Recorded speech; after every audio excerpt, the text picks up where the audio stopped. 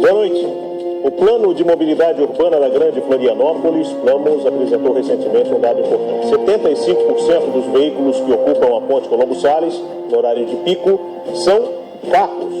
Eles ocupam 90% da capacidade da ponte e transportam cerca de 11 mil pessoas. Em contrapartida, os ônibus representam apenas 3% dos veículos, ocupam 1% da capacidade da via e transportam quase o mesmo número de pessoas, 10 mil passageiros. Caso fossem priorizados, os ônibus que hoje atravessam a ponte no horário de pico poderiam levar até 18 mil pessoas, o que poderia tirar 6.200 carros deste tráfego. Além dessas informações, outras devem complementar o estudo Plamos, que vai ser melhor explorado a partir desse mês, inclusive com a sugestão de soluções emergenciais aqui para a nossa região. Dados nós temos, mas o que falta para a mobilidade deixar de ser um problema na região? Em Joinville começou a funcionar nessa semana o transporte marítimo. Por que lá sim e aqui não? A mesa está formada e o debate sobre mobilidade urbana, mais uma vez, porque pouca coisa avançou, começa agora.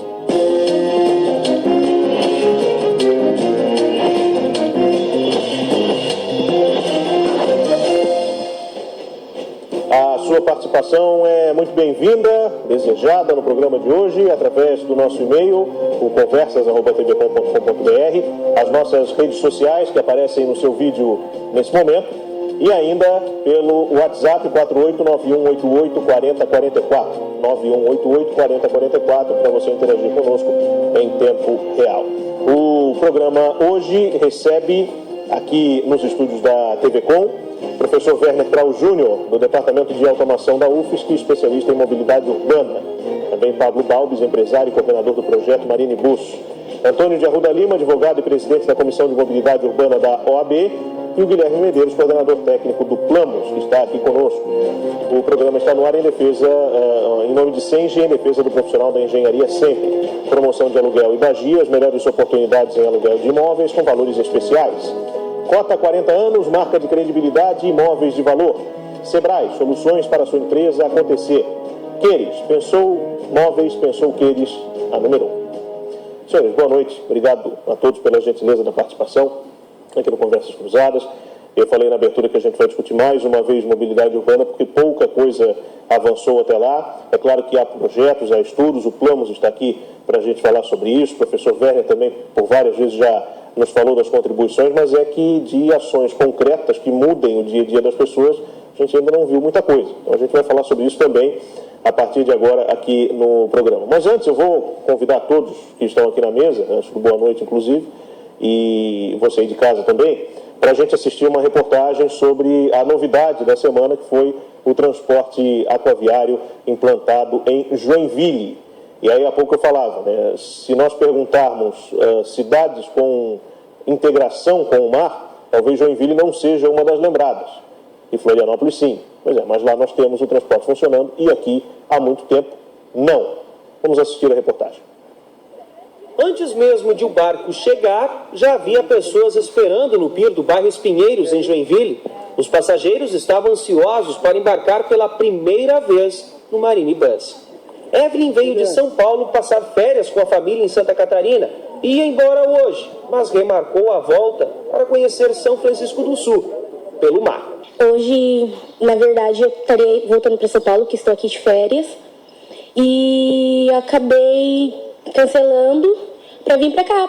Edenilson vai passar férias em São Chico e, por causa do barco, vai conseguir chegar antes do previsto. Que era para ser 1 hora de carro, agora pode ser encurtado por cima do mar, né? O barco chegou às 9 horas da manhã em Joinville. O início da operação atrasou um pouco. Principalmente nos dias de feriado, né? Que o trânsito é bastante intenso, né? Com certeza vai melhorar bastante, né? A bordo, vindo de São Francisco do Sul, 4 pessoas neste primeiro dia de transporte. Um deles era seu Heinz, que aproveitou o transporte para vir ao médico. Foi uma viagem tranquila, muito boa, e a torcida que ela continue sempre mais. Ia pegar engarrafamento, ia pegar o ônibus às 15 para as 7, eu ia chegar depois do engarrafamento, parece que está parado na Barra do Sul ali. E agora chegou mais rápido. Bem mais rápido. Em Joinville, 25 pessoas embarcaram com destino a São Francisco do Sul. O Marine Bus vai competir com os engarrafamentos nas rodovias, principalmente nessa época do ano, mas vai também encurtar as viagens daqui de Joinville até São Francisco do Sul. Pelo mar, o trajeto é um pouco mais de 20 quilômetros e leva cerca de 35 minutos. A expectativa é transportar daqui de Joinville até São Francisco do Sul cerca de 500 passageiros todos os dias. Bem mais fácil, bem melhor do que pegar a estrada. São 5 horários de ida e volta todos os dias. A passagem custa R$ 12,00 o trecho e pode ser comprada a bordo. São em média de 2 em 2 horas uma viagem quase. A embarcação tem capacidade para 47 passageiros. O objetivo é evitar congestionamentos nas rodovias da região, principalmente nos horários de pico. Desde 2009, 5 anos, portanto, que não tinha mais transporte marítimo entre as duas cidades. Agora os usuários esperam que o transporte não pare. Bom, são 10 horas e 7 minutos agora, 26 graus a temperatura. Eu vou começar a nossa rodada aqui na mesa justamente com o Pablo, que coordena esse trabalho lá também junto com a Prefeitura de Joinville. Eu há pouco perguntei isso para ele, vou refazer a pergunta e para que você também ouça essa resposta. Acho que é muito importante. Primeiro, boa noite, obrigado pela presença aqui conosco. Por que lá funciona e aqui não? Boa noite, obrigado pelo convite. Em 2009 houve uma tentativa muito séria, propiciada inclusive pelo governo do estado, e o empresário Werner Weg da JetBus comprou 2 embarcações. Eu participei da comercialização desses barcos e houveram fatores assim que não aconteceram. Tem como a dragagem do rio Cachoeira, sim, que era indispensável para que pudesse chegar ao centro, ao coração de Joinville, ali no mercado público, né? Toda vez que chove tem um rio, não me recordo o nome agora aqui, que sai debaixo da Ponte do Trabalhador, que é mais alto. Então quando chove ele joga uma sedimentação ali, e há um ano bem atrás, na maré mínima tinha 40 centímetros de calado, hoje tem 20. Então você vê como está completamente assoreado, né? Mas, entretanto, já existia uma estrutura ali, e São Francisco do Sul, com a vocação turística, em função dos cruzeiros, né? Já dispunha de um terminal bonito, com assentos, com bancos, com banheiros, né? Então, praticamente, eu peguei a estrutura pronta. Tive sorte, realmente. E o governo do estado consertou a hidrovia, que tinha sido instaurada naquela oportunidade em 2009, estava totalmente depredada. Fez uma licitação, consertou, e hoje eu tenho o seguro total do barco, do casco, dos passageiros, tudo, e navego numa hidrovia homologada pela Capitania dos Portos, né? Na negociação que o senhor fez com as prefeituras, o que mais chamou a atenção? Algum entrave burocrático? O rodar diferenciado da máquina pública? O que lhe chamou a atenção? Não, a grande dificuldade, vocês já entrevistaram o meu amigo o Mané Ferrari e várias outras personalidades que estão lutando para colocar estruturas náuticas. A grande dificuldade passa, penso eu, pelo desentendimento entre as diversas autarquias e departamentos ambientais, enfim, porque quem trabalha no mar trabalha com seriedade. Hoje a capitania não admite você colocar um barco que não tenha a máxima segurança, a máxima proteção do usuário. Tudo, para você ter uma ideia, o ônibus circula com um cobrador e um motorista. Eu circulo lá com um barquinho, com um comandante, um MAC, um marinheiro de máquinas e um marinheiro de convés. Então são 3 pessoas a bordo e tenho 2 motores. E o ônibus aí você ainda pode colocar na banguela. Sim. Dá uma economizadinha. Eu não posso. Sempre o comandante tem que rodar acelerado. Então, penso que a partir do momento em que houver um entendimento entre esses departamentos e que as estruturas náuticas são maravilhosas, são para os pobres, são para os ricos, todo mundo tem direito a usá-las, né, de diversas formas, aí a coisa deverá fluir. A nossa empresa BB Barcos em Bituba tem uma autorização já otorgada por 2 anos, inicialmente, para depois partir para a licitação, para explorar o trajeto inicialmente Praia Comprida, Centro-Sul. E temos assim, alguma pequena dificuldade para para obter os licenciamentos de dragagens, né? Existe um volume que tem que ser dragado ali no Centro-Sul e um volume que tem que ser dragado na Praia Comprida. É mínimo na Praia Comprida, inclusive. Mas acredito que esse ano, 2015, já deve haver uma novidade por aí. Sim. Com certeza. O senhor falou ali uma última pergunta nessa nossa primeira rodada, até para a gente poder girar a mesa, evidentemente, mas o senhor falou, a estrutura já existia, muito bem planejada, organizada e montada de um ponto estratégico. Aqui nós não temos, porque o que a gente tem para as baías ali, além do Yacht Clube, o verso do Centro-Sul, as costas da delegacia de operações especiais ali da Polícia Civil, que é um local de acesso restrito, enfim, a gente tem uma área absolutamente subaproveitada. A gente já falou disso aqui em outros programas. Me parece que esse não é o maior empecilho, porque essas benfeitorias, elas não são de um custo tão elevado, assim, que inviabiliza um projeto de alta positividade na região. Realmente não são. O que existe, como eu disse, é uma falta de entendimento entre essas repartições e autarquias, enfim. É o ciúme, às vezes, eu faço, eu não faço, e às vezes a falta também de compreensão do que papel é aquele, porque hoje o que acontece? Muitos funcionários públicos são penalizados com ações criminais, inclusive, apenas pelo fato de terem assumido uma posição técnica na aprovação de uma dragagem ou de um licenciamento, enfim. Então existe um medo, há um terrorismo nesse sentido de que eu não faço porque pode me complicar. Não, mas doutor Werner, é assim mesmo. Sim. Nós sabemos. Então não é maldade, não é falta de vontade política, mas o governador Colombo, com muita paciência, tem coordenado e tem nos dado suporte. Tanto é que conseguimos o mais difícil, que é a autorização para Florianópolis, por exemplo. Eu já estou navegando em Joinville, eu espero prestar um bom serviço para a comunidade, me acolher de braços abertos. Mas em Florianópolis, eu acredito que em 2015 os barcos já estão prontos. Sim. Poderemos ter alguma coisa por aqui? Sim. Primeiro semestre? Não, vamos tomara. Vamos torcer, né? Tomara. Bom, eu só espero que não seja o mesmo calendário. A gente tem vários tipos de calendário, né? Calendário gregoriano, calendário juliano, tem o calendário da Ponte Hercílio Luz, que ele é um calendário totalmente diferente. Ele é um ritmo completamente diferente. Então se diz assim, vai estar pronto em um ano. Na verdade, aquilo é meio século. Então espero que não seja pelo mesmo calendário, até porque seria uma boa notícia. Bom, o Guilherme está aqui com a gente, o Guilherme Medeiros, que ele é coordenador técnico do Plomos, que a gente já falou aqui em outras ocasiões também. Se propôs para fazer um levantamento da Grande Florianópolis, de deslocamento, de ida, de vinda, qual é a origem e o destino das pessoas. E esses dados começaram já a ser divulgados, computados e divulgados. A gente teve alguma coisa já no final do ano passado e também temos boas expectativas agora para esse começo de 2015. Guilherme, obrigado pela tua presença mais uma vez aqui. Boa noite.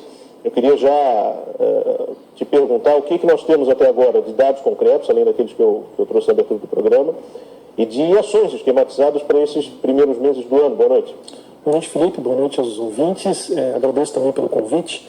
Bom, a gente concluiu as pesquisas todas, né? Em dezembro fizemos um evento de encerramento da fase de pesquisas, onde apresentamos realmente os destaques aí, né? Das informações que foram obtidas através da pesquisa. Temos aí um arcabouço gigantesco de dados e informações que foi coletado, está sendo analisado, e em cima dessas informações nós estamos aí desde o mês de setembro, outubro, desenvolvendo um pacote de proposições. E proposições de curto, médio e longo prazo. No mês de dezembro nós tivemos uma oportunidade de apresentar uma visão geral do projeto e do andamento do projeto para o governador e para os prefeitos aqui da Grande Florianópolis. E o governador nos pediu para que a gente priorizasse aí, digamos, a apresentação de algumas ações que pudessem apresentar um resultado rápido, porque há um entendimento muito correto de que a população está sofrendo bastante com o problema aqui, né? Então, a gente está agora detalhando essas recomendações e proposições de ações de curto prazo. São aí um pouco menos, próximo de uma dezena de ações, desde ações mais pontuais de fiscalização em alguns pontos, ajuste em sinalização. A gente também está recomendando, uma questão que teria que explicar com um pouco mais de calma, mas também a gente está recomendando também um ajuste nas velocidades, que, por incrível que pareça, com uma redução de velocidades nos pontos mais críticos, a gente possivelmente vai conseguir uma melhoria na mobilidade, porque nesses pontos críticos a gente tem uma incidência muito grande de acidentes que acabam causando um transtorno muito maior do que aquele eventual atraso ocasionado pela redução de velocidade. Além do que, nos horários de pico, o trânsito praticamente para. Vamos dar um exemplo só para o telespectador compreender? Um exemplo é o seguinte, a Via Expressa e as pontes, a Via Expressa tem velocidade de 100 km por hora, as pontes têm velocidade de 80 km por hora. Por volta de 6 da manhã, essa velocidade começa a cair. Então as pontes começam a baixar para 60, 50, 40, 30 e chegam a próximo de 20 km por hora no horário de pico. O que acontece? Quando a gente tem essa oscilação de redução de velocidade é quando a gente tem as colisões traseiras. Inclusive nesse ano de 2014 aí foram 1 ou 2 eventos por mês com colisões traseiras que geraram transtornos imensos. Teve até um acidente grande, que me parece que foi até o maior acidente automobilístico já ocorrido, com o maior número de vítimas aqui em Florianópolis, que teve 21 vítimas, onde 2 ônibus bateram com um automóvel. Foi uma colisão traseira, por conta de uma desaceleração. Então, essas oscilações de velocidade causam acidentes, causam prejuízos materiais, causam danos às vidas, então tivemos perdas de vida já por conta desse tipo de coisa, e causam também atrasos que, somados, são muito maiores do que o benefício de se manter a velocidade elevada. Então, a gente está recomendando que essas velocidades sejam reduzidas nesses pontos críticos. Isso vai depender também de uma aceitação, por exemplo, do DENIT e da Polícia Rodoviária Federal, por exemplo. Então, tem toda uma questão institucional que tem que ser construída, para que a gente consiga alcançar a implantação dessas ações. E junto com isso, junto com essa, por exemplo, com esse exemplo da redução de velocidade, tem também a questão da implantação de alguns corredores de ônibus para priorizar o transporte público. Isso também vem em paralelo. Além de, como eu falei, melhoria em algumas interseções, melhoria na sinalização, algumas ações de gestão de tráfego, gestão de demanda, que são ações que podem ser implantadas aí em 60 dias, algumas em 180 dias, algumas podem demorar um pouquinho mais, mas são ações que podem ser implantadas realmente em curto prazo. E essas ações, elas também estão coerentes e coordenadas com a visão de longo prazo que o plano está trazendo, de priorização do transporte público, dos modos não motorizados. Então, a gente está preparando esse arcabouço de recomendações para que ele seja apresentado, possivelmente agora no começo de janeiro, ao governador e aos prefeitos aqui da Grande Florianópolis, para que elas possam ser discutidas entre as autoridades e serem efetivamente aplicadas. Bom, a gente vai abordar ainda mais essa questão e principalmente que ações de curto prazo são essas, o que a gente conseguir antecipar, evidentemente, ainda no decorrer do programa de hoje. Queria ouvir o professor Werner, que também está aqui com a gente, participando mais uma vez aqui do programa, porque o assunto é recorrente, né, professor? Por isso o convite também o é. É claro que eu já ouvi as suas outras participações e o senhor vai muito nessa linha do transporte coletivo. Como é que a gente pode pensar positivamente e o que esperar, sobretudo, de um estudo tão detalhado e do tamanho do Plamos no curtíssimo prazo, emergencial é a nossa situação por aqui? Boa noite. Boa noite, Felipe. Boa noite aos colegas da mesa. Boa noite aos telespectadores. De fato, eu vejo assim que no curto prazo nós temos algumas ações para fazer em pontos isolados da malha viária, que a gente detecta problemas. No tráfego de veraneio, bom, ainda temos um restinho de verão aí para observar aqueles congestionamentos de acesso às praias, né? Haveria, sim, a possibilidade de alguma ação ali, já estudamos isso até em cooperação com o próprio Projeto Plamos, na nossa participação via Universidade Federal. Embora colocar isso em prática seja um pouquinho chato, demanda mobilização de pessoas, guarda municipal, etc. Mas, de fato, nós temos que pensar que o problema maior da mobilidade hoje, eu diria que é a falta de planejamento histórico, que está mudando. Não é? O próprio Projeto Plamos vem trazer essa realidade no nível do governo do Estado. As prefeituras, naturalmente, têm participado na medida das suas possibilidades e têm apoiado esse projeto. Acho que está, então, se lançando um planejamento que também tem ações de curto prazo. Né? Quer dizer, não vamos pensar o planejamento como sendo, poxa, no tempo da Ercílio Luz. Quer dizer, de novo aquele planejamento para 50 anos. Não é isso. É um planejamento que pode ver o curto prazo, o médio e o longo prazo, mas aí numa linha coerente. Né? E esse planejamento, claro, com participação social. Acho que isso é muito importante. Acho que não dá para corpo técnico ou para classe política ficar bolando soluções sem ouvir fortemente a população, porque às vezes essa mesma população tem ideias até melhores. Aí a população como entidades, né, está aqui a OAB através do Antônio, tem associações de moradores, tem a Associação Catarinense de Engenheiros, enfim, tem os conselhos de arquitetura, tem uma série de entidades aí para efetivar a participação social. Sim. O que a gente vê é priorização do transporte coletivo. Os números que foram muito felizes, aliás, tu foste muito feliz ao citar esses números no início do programa, que dão conta de como que a gente poderia já melhorar muito o acesso à ilha, por exemplo, né? Se a gente conseguisse tirar aí 6 mil automóveis. Na verdade, nós fizemos, Felipe, até para os telespectadores saberem, né, um estudo na Universidade Federal, através de simulação do problema do acesso à ilha no pico da manhã.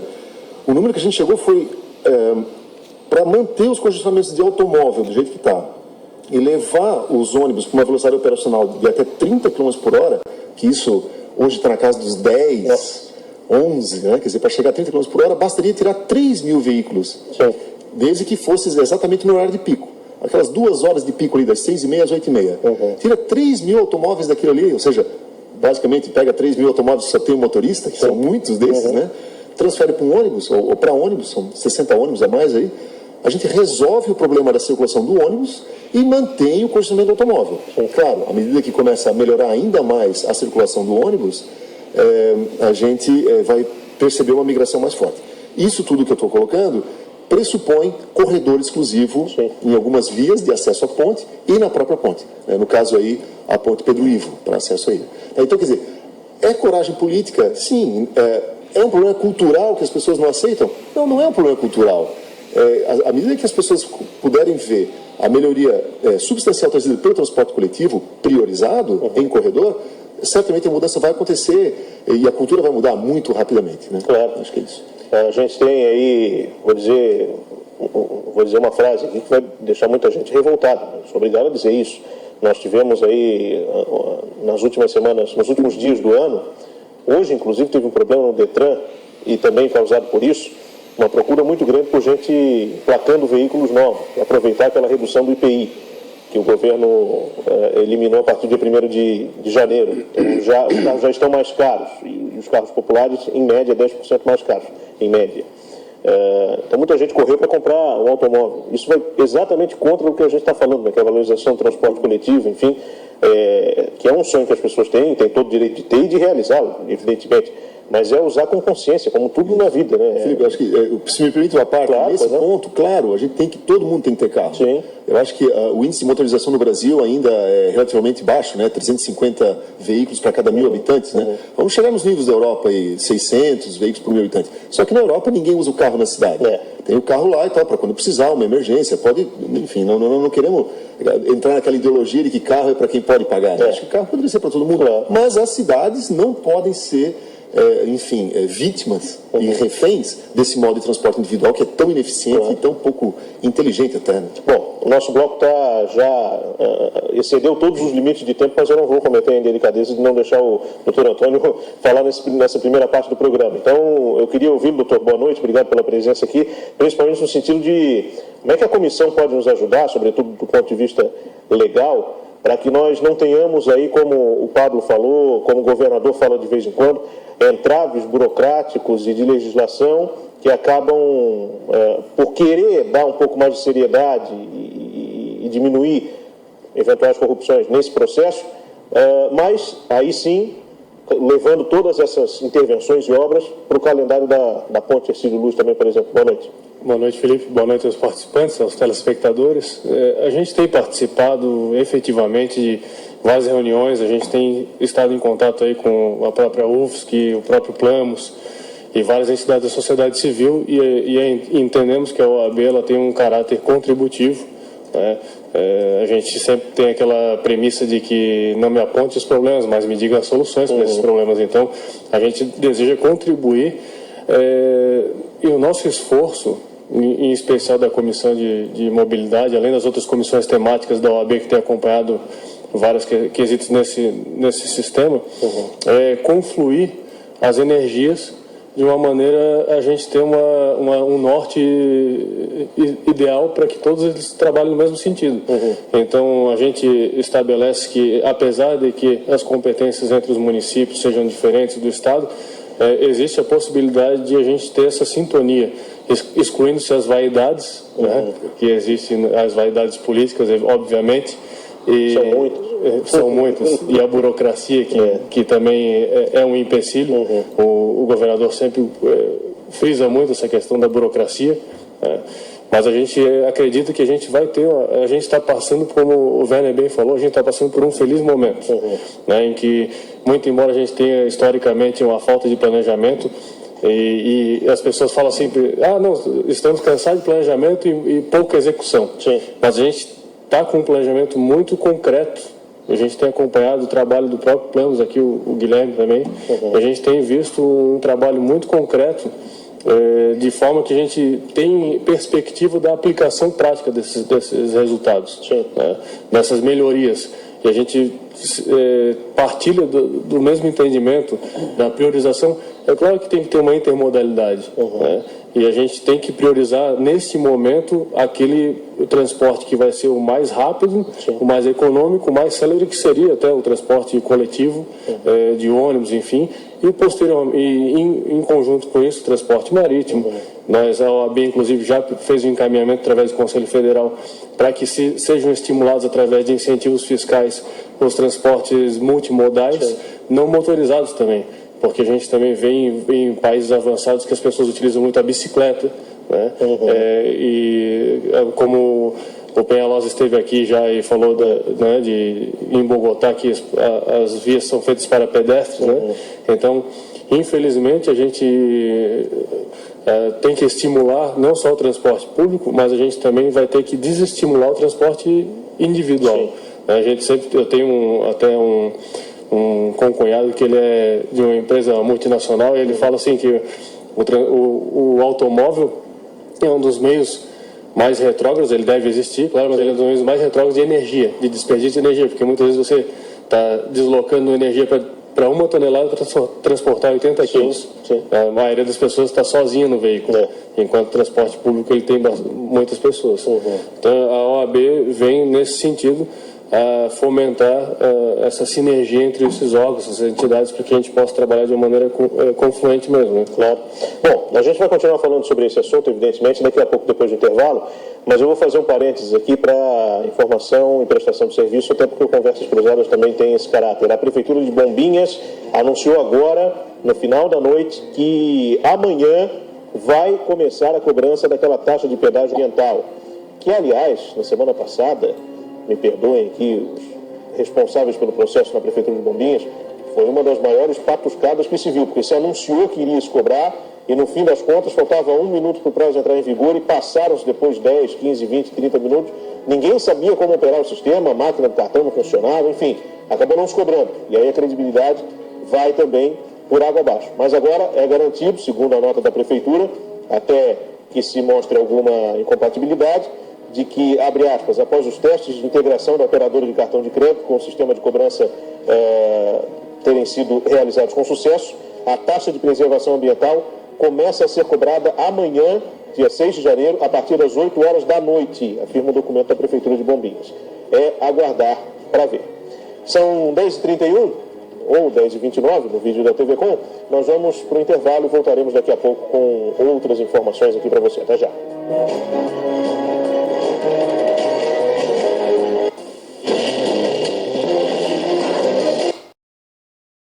Bom, estamos de volta com Conversas Cruzadas aqui na TV Com, são 10h51, nós temos como pauta hoje a questão da mobilidade urbana e, sobretudo, o transporte marítimo também, que nós já falamos bastante aqui na região da Grande Florianópolis.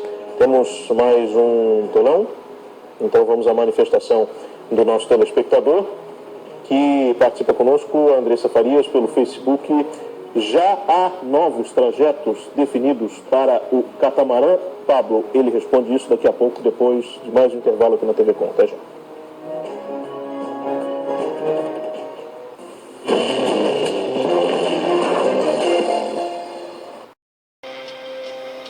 Estamos de volta com Conversas Cruzadas aqui na TV Com, são 10h32 agora, temperatura de 26 graus aqui em Florianópolis. Nós estamos falando hoje sobre mobilidade urbana os resultados e as primeiras ações do Plamos e também a implantação do transporte aquaviário em Joinville e a boa notícia de que nós poderemos ter novidades ainda esse ano aqui em Florianópolis também, pela mesma equipe que por lá implementou e começou a colher os frutos hoje. A embarcação começou a circular já nesse começo de semana. Aliás, a conversar justamente com o Pablo sobre esse assunto, até porque aqui durante o intervalo a gente estava falando, o doutor Antônio apresentou uma preocupação muito pertinente, que é a questão da segurança, mas eu já vou emendar uma outra pergunta, respondendo sobre a questão da segurança e também, o senhor falou que a gente pode ter novidades ainda para esse ano. Quero saber o que dá para antecipar de projeto, de local, de embarcação, como é que as coisas podem vir a funcionar, o que vocês estão planejando aqui para Florianópolis, pontualmente, se conseguirem, evidentemente, iniciar uma operação aqui no futuro. Bom, na verdade não tem nada muito sigiloso assim, né? Existe um embarque na Praia Comprida, que seria o primeiro ponto a ser explorado.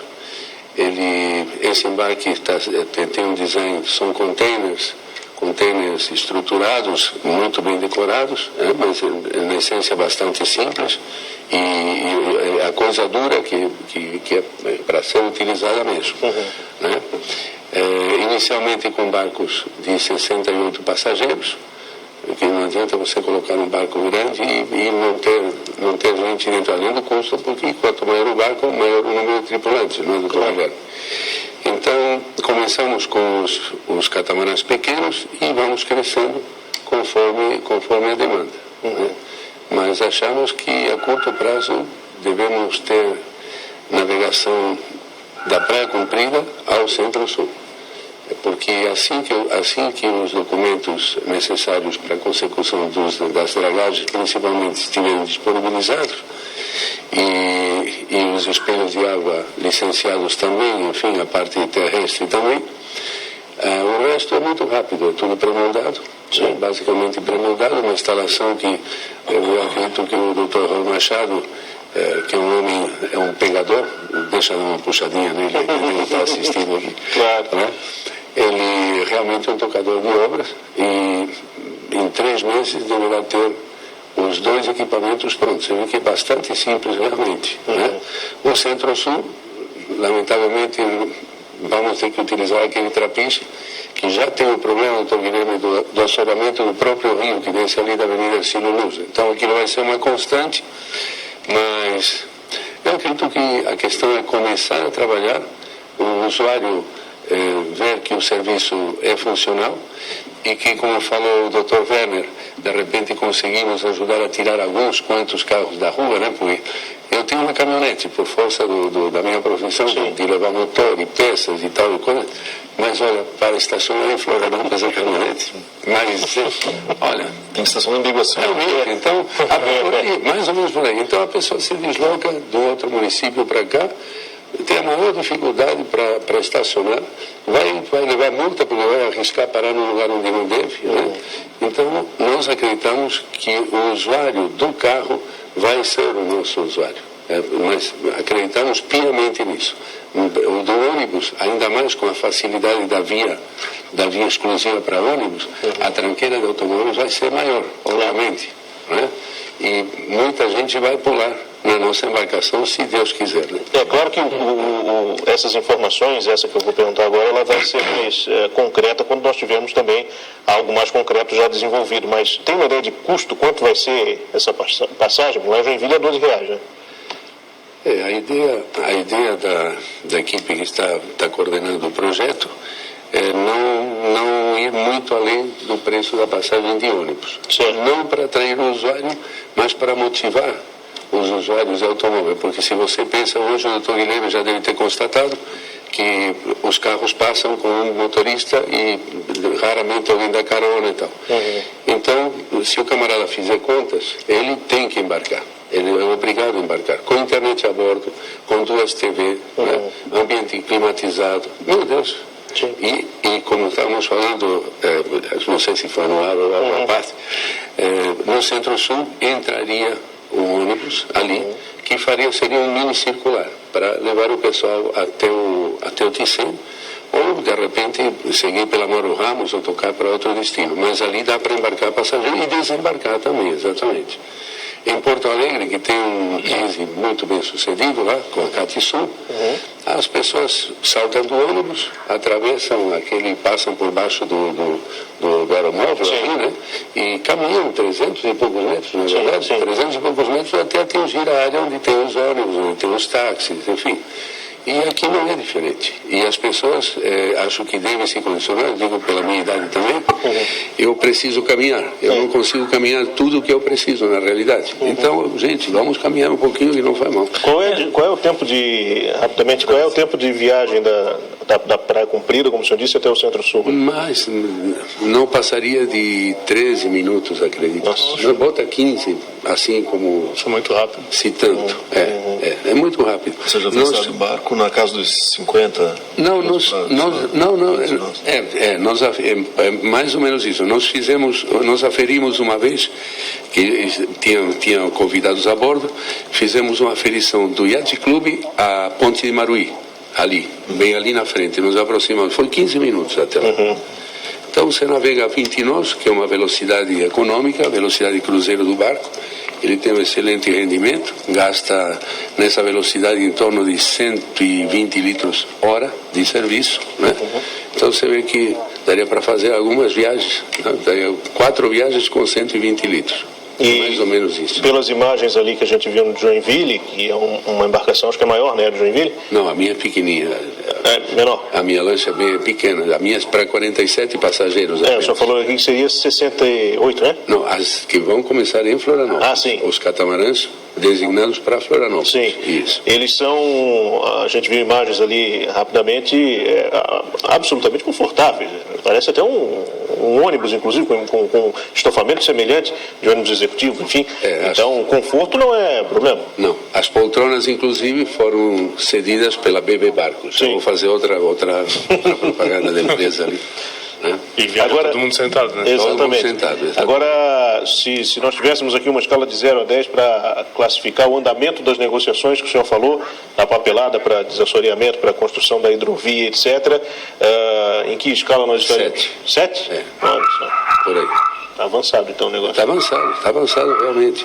É que é chato você divulgar, né? O senhor vai ficar divulgando, é cansativo, inclusive. Depende do prazo do órgão ambiental, expectativa, né? Exato. Sim. Mas a boa vontade, há muito boa vontade no governo do Estado, nas prefeituras, nos órgãos ambientais, há um entendimento de que o projeto tem de sair, porque não é um projeto, não é um lesa-pátria, não é uma coisa, não é uma coisa ruim, é uma coisa muito boa, né? Sim. O Diego Souza está na produção do programa, está me passando que tem manifestação das pessoas que estão assistindo, você que está em casa, está se comunicando aqui conosco, justamente sobre esse assunto, transporte marítimo pontualmente. Vamos observar o que está chegando por aqui. Tadeu de Souza pelo Facebook. Pablo, o catamarã fará paradas nesse trajeto entre a Praia Comprida e o Centro-Sul, em Coqueiros, por exemplo, uma espécie de como tem no ponto de ônibus, o cidadão para ao longo do trajeto? No início do trabalho, provavelmente vai parar em virtude de que temos de aproveitar os assentos do barco. Provavelmente vamos parar. Mas a ideia é de que cada ponto seja back-to-back. Exclusivo. Né? Exclusivo, exatamente. Mas desculpa o nome. Tadeu. Tadeu, realmente a pergunta é pertinente. Inicialmente nós pararíamos de repente na Praia do Meio, né? Sim. Haveria condições de ter uma estrutura ali que defendesse do sul e do nordeste, e ali tem muita gente, muitos moradores que simplesmente descendo, até porque ali tem a descidinha em direção à praia, né? O pessoal desceria ali tranquilamente, embarcava e já chegava no Centro-Sul rapidinho. Pois é, uma última pergunta antes de passar para os outros componentes da mesa, até porque tem bastante assunto ainda. O senhor falou do vento, é importante isso. O sistema não é instável nesse sentido, ou seja, numa condição de navegabilidade ruim, o sistema não opera? Não, absolutamente. A gente só não sai se... Eu acho que nós saímos e o avião não sai. É mesmo? Ah, sim. O catamarã é muito seguro. Sim. É uma navegação espetacular, muito estável, né? Ele além de andar bem, ele se segura, o vento não carrega para lá, não tem arrasto, exatamente. Então é espetacular. Guilherme queria falar. Eu queria colocar algumas informações complementando ao que o seu Pablo está apresentando, que são informações bastante pertinentes, né? A gente está acompanhando também esse processo, mas a gente tem visto que a Prefeitura de Florianópolis também está tomando iniciativas para colocar um atracadouro em Coqueiros, por exemplo. Inclusive revitalizou uma área ali, inclusive construiu uma pracinha onde seria esse possível atracadouro de Coqueiros. Então é bem possível que a gente, a partir do momento que a primeira linha estiver funcionando, a gente tenha aí outras iniciativas em paralelo para que essa mesma linha possa ser estendida para outros pontos, né? Ou linhas paralelas para que esse sistema possa ir se ampliando pela Bahia. E outra questão também é que o perfil do transporte aquaviário que está sendo implantado, tanto lá em Joinville quanto o que está sendo proposto aqui para Florianópolis, é mais parecido com o transporte executivo, né, onde o passageiro anda sentado. No caso aqui de Florianópolis, pelo menos pelo que a empresa BB Barcos apresentou, o barco vai ser climatizado, né, com alguns serviços adicionais, do tipo Wi-Fi, algumas coisas. Ele também é climatizado. Será climatizado? Não, é climatizado. Então, perfeito. Que o pessoal, às vezes... Só não tinha ficado clara essa informação, mas então já está esclarecido. Mas é climatizado. Então, isso realmente atrai um público diferenciado, que também vai estar disposto a pagar uma tarifa que cobre o custo do serviço, porque o transporte aquaviário também tem um custo maior, né? Digamos, a eficiência dele em termos de consumo de combustível, a tripulação é maior do que a tripulação do ônibus, proporcionalmente ao tamanho do barco e tal. Então, isso tudo faz com que o sistema se torne viável. Agora, a gente também precisa dar uma solução para aquela população que, às vezes, por exemplo, pagar, sei lá, R$7, R$8 para atravessar em Florianópolis, ou pagar R$12 em Joinville, no caso, não consiga, mas estamos falando aqui no caso de Florianópolis, né? Por isso a gente também está pensando, além dessa questão do aquaviário, que também está sendo levado em conta no Planos, em efetivamente melhorar o transporte público convencional, dar velocidade para ele, né, para que ele possa realmente ser priorizado, né, e as pessoas possam optar por outros meios que não o automóvel para poder fazer os seus deslocamentos. Sim, professor Werner. Então, eu acho que tem uma palavra que às vezes a gente ouve nos debates e tal, que parece representar um valor em si, que é a tal da intermodalidade. Então o pessoal fala que a intermodalidade é algo a ser conquistado, buscado, etc. E aí começa a entrar propostas assim, meio amalucadas, né? Como monotrilho, para a nossa realidade aqui, quero dizer, né? Teleféricos, enfim, coisas que só porque é intermodal é bacana. Então eu acho que de fato o transporte aquaviário ele vem cumprir o papel de atender a um nicho de mercado. Eu acho que ele é importante nesse aspecto. A questão das demoras das licenças também, talvez a gente tenha que olhar um pouco pelo lado das questões ambientais nas baías que a gente tem, né? Enfim, tem cultura marinha, tem fragilidades no ecossistema e tal, ou seja, teria que ser realmente alguma coisa ambientalmente muito defensável, e acredito que seja isso. Sim, é o propósito. Claro. Mas aí, até me penitenciando um pouquinho, né, Felipe, em outras oportunidades, sempre fico falando em transporte coletivo e tal, e hoje até eu falei para um amigo que viria o programa e disse, poxa, não esquece de falar da bicicleta, da ciclovia e tal. Logo eu que sou ciclista, eu vou para o trabalho de bicicleta quase todo dia, né? E me arrisco também ali no Córrego Grande e tal.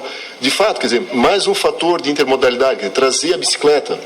E aí a bicicleta no atracador dos barcos tem paraciclos ou enfim bicicletários bastante confortáveis, então para as pessoas poderem até chegar ali de bicicleta, porque o problema na intermodalidade, que não é uma panaceia, né, a gente sabe que não é, porque a questão do transbordo é complicado. Para o aquaviário em particular, de fato, os nichos vão estar onde as populações estão mais próximas de acessar as estações, né, os atracadouros. Ao passo que tem muita população na região metropolitana, na própria ilha Santa Catarina, que não vai ter acesso ao aquaviário simplesmente porque está longe da água. Sim. E aí, para pegar ônibus, ir até lá, fazer o transbordo, pegar o barco, ir até o próximo destino, pegar outro ônibus, etc., pode ser um fator de muito desencorajamento, como a gente vê em outras soluções de mobilidade pelo mundo afora, né? O usuário de transporte coletivo não gosta de transbordo. Então, uma concepção aí, claro, respeitado a intermodalidade e a utilidade do transporte aquaviário nisso aqui, respeitado o pedestre, consertadas as calçadas, criadas as condições para a circulação de bicicleta e tal, eu sempre penso primeiro na rede metropolitana integrada de transporte coletivo por ônibus, né? Porque é aquela que indubitavelmente vai atingir o maior número de pessoas, vai trazer o maior benefício para a região em termos de deslocamentos. Agora, é claro que um projeto como o próprio Planos, né, que o Guilherme está aqui representando na condição de coordenador técnico pelo governo do Estado, está pensando em outras questões, né, Guilherme? A questão da própria morfologia da cidade, quer dizer, misturar serviços com habitação, para que os deslocamentos não precisem mais ser tão longos. Hospitais lá, universidades aqui, acolá, agências bancárias, a gente vê, enfim, um futuro para a região metropolitana como sendo polinucleado aí, né? Quer dizer, tem vários centros onde as pessoas podem acessar serviços sem necessariamente, por exemplo, ter que vir até a ilha. Claro. Bom, a situação atual é bastante complicada, né? Quer dizer, quem quer vir às vezes de Barreiros e quer ir para São José tem que passar pela ilha para fazer aquele V ali, porque não tem um transporte direto. Mas, enfim, é só deixar essa mensagem, que eu acho que o aquaviário tem seu espaço, a bicicleta tem que ser valorizada, o pedestre, a calçada, a rua segura, né? Numa concepção de intermodalidade que faça sentido, e não simplesmente pela palavra em si, né? Bom, nós temos mais um intervalo para fazer, mais dois, e um deles será feito agora. Portanto, daqui a pouco, depois do intervalo, nós estaremos aqui de volta para continuar falando sobre mobilidade urbana e transporte aquaviário. Até já.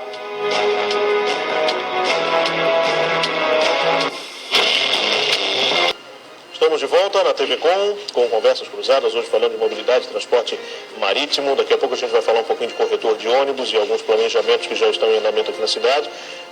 Mas antes, a pergunta da Andressa, que ficou do outro bloco, para o Pablo, perguntando se há expansão de roteiros, vai ficar só nesse trajeto da Praia Comprida até o Centro-Sul, ou se nós teremos a possibilidade de outras linhas também em breve, o que se planeja?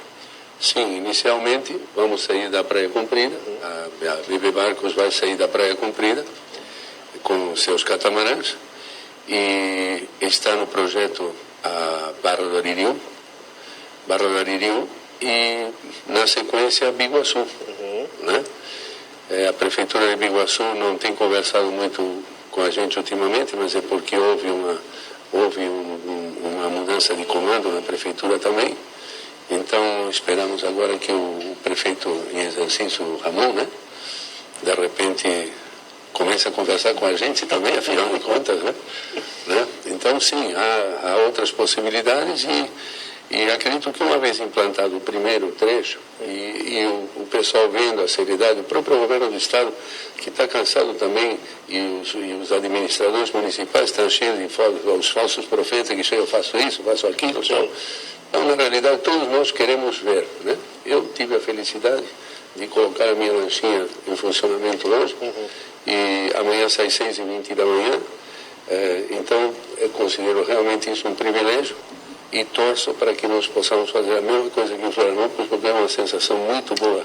Navegar é preciso. É verdade. Bom, são 10h55, a gente tem 4 minutos aí para terminar o programa, mas é interessante a gente abordar ainda um assunto, a gente falou aqui de transporte coletivo bastante, e há o planejamento de se fazer a implantação aqui na cidade de alguns corredores de ônibus, e aí muita gente fica perguntando, mas onde? Não tem espaço para fazer isso, porque a cidade já tem as suas vias bastante ocupadas e algumas mal planejadas, estreitas, enfim. Professor Werner, doutor Antônio, planejando aqui em Florianópolis nesse momento quanto a isso e quais seriam as nossas possíveis soluções? Muito rapidamente, só colocando, né, que de fato a Prefeitura de Florianópolis, eu tenho sido bastante crítico de alguns projetos da Prefeitura, ao mesmo tempo que vou elogiar a questão de um ímpeto, de um direcionamento para corredores de ônibus, né? Eles ainda, o principal deles, talvez aquele que vai fazer o contorno do maciço do Morro da Cruz, vem pela Avenida Beira-Mar Norte e depois sobe pela deputada Antônio do Vieira, assim que se resolver a questão ali do bairro Pantanal, lá de dentro, do próprio terreno da universidade e tudo mais. Mas certamente é um projeto que há muito tempo esperado por todos aí da região central da cidade. Há outros corredores em planejamento. Quiçá a Prefeitura pudesse realmente focar em transporte coletivo sensato e eficiente, como está fazendo, né? Infelizmente também pensa em teleférico, que é um equívoco monumental. A gente espera que até ela recue dessa posição, né? Mas no que tange ao transporte coletivo, a gente também sabe que há já um pensamento na Prefeitura de tentar, inclusive, entrar em regiões que para muitos não seria nem possível por corredor, Mauro Ramos, por exemplo, como especulação, tentar estudar modelos ali, viabilizar um transporte, digamos assim, priorizado para ônibus, até no Mauro Ramos, que aí sim seria a verdadeira vocação do corredor, né? Passar próximo de onde as pessoas estão. Né? Na Beira-Mar teria um pouquinho longe, mas ainda assim é um bom projeto, certamente. Sim, é. Bom, é exatamente isso. Além dessas ações que a Prefeitura de Florianópolis está desenvolvendo, que são muito coerentes, especialmente os corredores de ônibus, como o senhor bem colocou, a gente também está recomendando a expansão desses corredores na região continental. Até porque não adianta a gente pensar em priorizar o transporte público apenas na ilha. Né? A gente precisa também fazer com que os cidadãos que entrem na ilha, de alguma forma, deixem de entrar de carro na ilha. Né? E para isso a gente precisa também priorizar o transporte público para que essas pessoas que atualmente têm que fazer a sua atividade, moram fora e têm que fazer suas atividades diariamente internamente. Claro que o transporte aquaviário também não está esquecido dentro desse contexto. Então, a gente vislumbra a possibilidade de, ao longo desse ano, se implantarem alguns corredores, ou pelo menos se iniciar a implantação de alguns corredores, para que a gente possa ter uma rede metropolitana de corredores de transporte público e esses corredores de maior eficiência, maior capacidade, possam atingir aí os 4 maiores municípios da Grande Florianópolis, mais uma vez apontando sempre, trabalhando de forma complementar ao transporte aquaviário, né, de forma integrada. Doutor Antônio, para concluir. Então, nós não podemos esquecer de questões que antecedem a própria mobilidade, que a mobilidade está em voga hoje, mas a principal palavra que existe é a acessibilidade, né? Então, questões que antecedem a própria mobilidade, que vão fazer com que as pessoas utilizem esses modais de transporte, que são, como por exemplo a gente pode citar a fiscalização. A fiscalização é muito importante para que limite as pessoas a utilizar o transporte individual, por exemplo, a questão da reconstrução das calçadas, estabelecendo que os pedestres possam circular e chegar nesses modais de transporte. Então, que a gente possa ter esses corredores de ônibus, mas que a gente possa ter essas infraestruturas de acessórios que viabilizem essa utilização desse transporte. Senão, isso daí não vai se concretizar também. Claro. Bom, nós concluímos assim o Conversas Cruzadas na sua edição de hoje, segunda-feira. Vou trazer uma última informação para você aqui, tem a ver com transporte. Você lembra que essa semana passada a gente falou da mudança no extintor de incêndio dos automóveis, né? Agora tem que ser classe ABC. E a partir de 1º de janeiro, as polícias fariam uma fiscalização e multariam um motorista que não tivesse esse equipamento instalado no veículo. Pois não vai mais. A fiscalização vai acontecer daqui 90 dias. A mudança foi anunciada hoje pelo Denatran. Então, mais uma informação que atualiza você aí, você que ainda não tem o extintor, trate de comprar. Agora, cá para nós, a lei é de 2009. O brasileiro deixa tudo para a última hora, tem que adiar por mais 90 dias a cobrança do equipamento que já estava sendo obrigatório desde 2009. E assim as coisas funcionam. Mas está aí a informação para você também. Às 11 horas em ponto, nós concluímos o programa de hoje, agradecendo a sua participação pelas redes sociais, a sua audiência e principalmente aos senhores que estiveram aqui conosco mais uma vez para a gente falar sobre mobilidade urbana. Conversas Cruzadas, quem decide e tem opinião, assiste. Boa noite.